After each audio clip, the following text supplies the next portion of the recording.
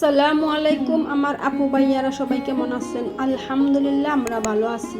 আখির সংসার চ্যানেল থেকে আমি আখি আবারও আপনাদের মাঝে চলে আসলাম নতুন একটা রেসিপি ভিডিও নিয়ে। তো এখানে দেখতে পাচ্ছেন আমি অনেকগুলা কুমড়া পাতা নিয়েছি। তো কুমড়া পাতা দিয়ে হচ্ছে আমি আজকে একটা নতুন রেসিপি তৈরি করব। সেজন্য এই তো কুমড়া পাতাগুলো আমি বেছে নিয়েছি। আর এখান থেকে কিন্তু আমি সবগুলো কুমড়া পাতা নিয়ে নেই, আমার যতটুকু দরকার ততটুকু নিয়েছি। আর আমি আজকে বানাবো খেসারির ডাল দিয়ে কুমড়া পাতার বড়া। তো কুমড়া পাতার বড়া বানাতে হলে কুমড়া পাতাগুলো কুচি কুচি করে কাটতে হবে, সেই জন্যই আমি তো পাতাগুলো কুচি কুচি করে কেটে নিচ্ছি। অনেক ছোট ছোট করে আর কি কুচি কুচি করে কাটতে হবে।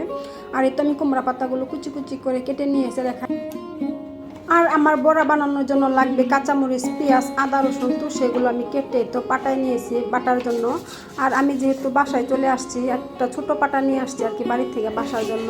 আর আমি ছোট পাটার মধ্যে কিন্তু এখন বেটে নিতেছি। আর আমি ইচ্ছা করলে কিন্তু ব্লেন্ডারে করতে পারতাম, তো ব্লেন্ডারে করি নাই। আর যে কোনো জিনিস না পাটায় বেটে আর কি রান্না করলে সেটা কিন্তু অনেক মজা হয়, সেই জন্য আমি একটু কষ্ট হলে আর কি পাটায় বেটে নিতেছি।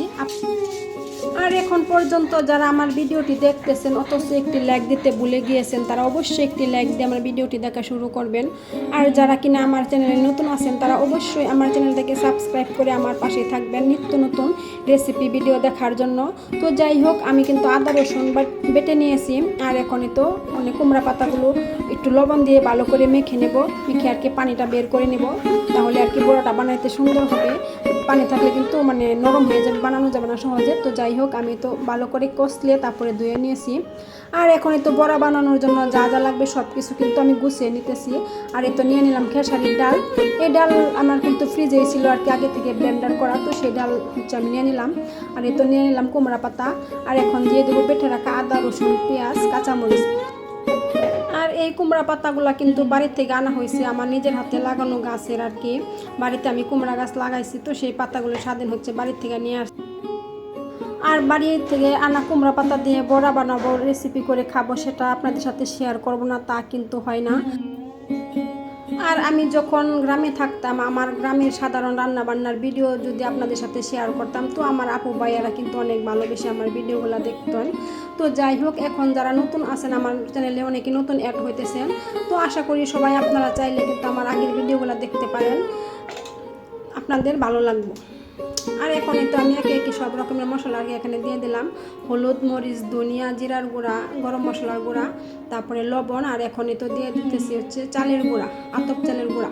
আতপ চালের গুঁড়াটা দিলে কি মশমশা হয়, বেশি বড়াটা খাইতে আর কি অনেক মজা হয়।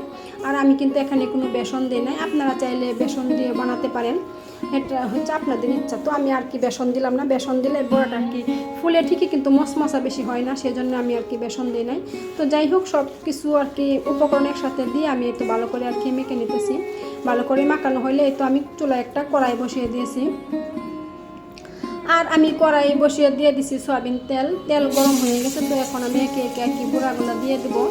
আর আমি কিন্তু দিতে চাইছিলাম সরিষার তেল, তো সেটা মনে ছিল না, পরে মনে হয়েছে। তো যাই হোক, আমি কিন্তু সয়াবিন তেলে আর কি গুঁড়াগুলো ভেজে নিছি এক ব্যাস। পরের বেশি কিন্তু আমি তো দিয়েছিলাম ওই যে সরিষার তেল, সেটা আর আপনাদের সাথে শেয়ার করা হয় না। তো যাই হোক, আমি কিন্তু অর্ধেকের মতো একসাথে আর কি ভেজে নিব। তো আমি একে একে অনেকগুলো আর কি বড়া এখানে দিয়ে দিলাম। আর আপনারা একটু খেয়াল করে দেখেন আমি গুঁড়াগুলো কোন শেপে বানাইতেছি, একটু গোল করে তারপর একটু চাপটা করে দিতেছি। তো এভাবেই আপনারা দিবেন, তাহলে হচ্ছে ভিতরে মশমশা হবে বেশি আর সুন্দর করে ভাজা হবে। তো এভাবেই আমি একে একে অনেকগুলো বড়া দিয়ে দিছিলাম। আর তো এক পিঠ ভাজা হয়ে গেলে আমি আরেক পিঠ উল্টে নিতেছি। তো এভাবেই কিন্তু আমি সবগুলা বড়া আর কি ভেজে নিয়েছি, আর বাকিটুকু আপনাদের সাথে শেয়ার করা হয় নাই। তো একে একে কিন্তু আমার সবগুলো বড়া আর কি ভাজা হয়ে গেছে। আর তো আমি প্লেটে নামিয়ে নিয়েছি। আর এখন স্বাধীন হচ্ছে খাইতে বসছে। তো আমি বললাম যে একটা ভেঙে দেখাও তো কেমন হয়েছে। তো এই তো দেখেন সুন্দর হয়েছে ভিতরে, মাশাল্লাহ, খাইতেও কিন্তু অনেক মজা হয়েছিল, আলহামদুলিল্লাহ। তো আমার রেসিপি যদি আপনাদের কাছে ভালো লাগে তাহলে অবশ্যই বাসায় ট্রাই করতে পারেন। আর আজকের ভিডিওটা এখানে শেষ করে দেবো। সবাই ভালো থাকবেন, সুস্থ থাকবেন, আল্লাহ হাফেজ।